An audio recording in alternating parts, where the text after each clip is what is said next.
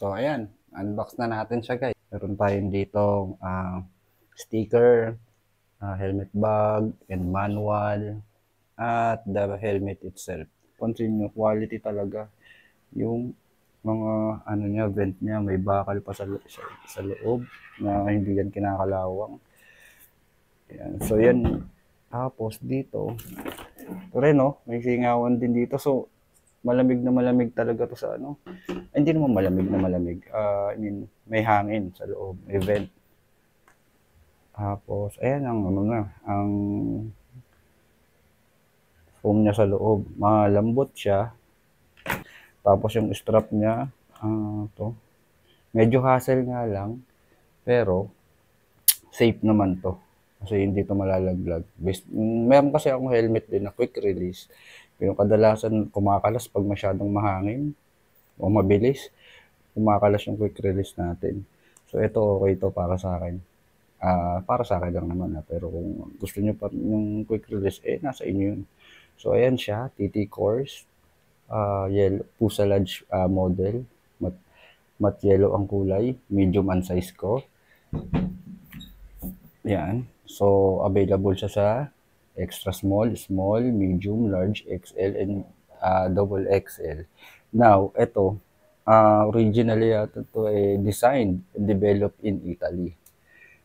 Pero itong model na design and fit yung size niya para sa Asian market.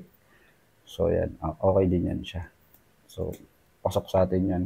So ito nga palang KYT, sa pagkakaalam ko, ito yung isa sa ginagamit din sa karera, sa MotoGP at sa iba pa. So kung quality ang quality, tingin ko naman hindi to mako-consider sa MotoGP kung hindi to quality. Nagustuhan ko siya. May spoiler din siya, integrated na. Yan. Oh. Yung pintura niya, maganda. At napaka-unique ba? Tapos dinisign siya ni Bar G Design. So pagkakaalam ko ang KYT, may mga iba-ibang design agency na nag-design para sa mga helmet nila. Itong particular na model na to, itong fuselage, dinisign ni Bar G Design. So, maganda. Hindi talaga siya dual visor. Pero, ang ganda. Ang sarap ng tela. Ang sarap sa pakiramdam. Meron na rin pala siyang, sa pangalan nito, sa wearables glasses, so compatible siya.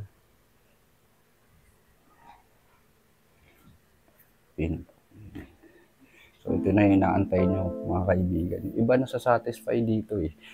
Okay, ayaw magpatanggal.